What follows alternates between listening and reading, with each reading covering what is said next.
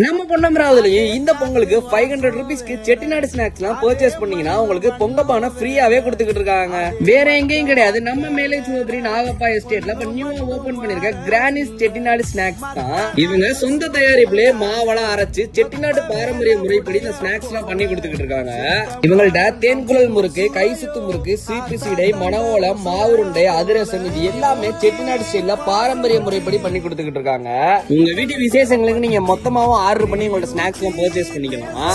நீங்க நம்ம பொன்னமராவதுல இருந்தீங்கன்னா நம்ம மேலே சிவபுரியில உள்ள கிரானிஸ் செட்டிநாடு ஸ்நாக்ஸ் கண்டிப்பா விசிட் பண்ணி பாருங்க. அதுக்கு முன்னாடி நம்ம பொன்னமராவதி பீப்புள் பேஜை ஃபாலோ பண்ணுங்க, மறக்காம ஃபாலோ பண்ணிக்கங்க.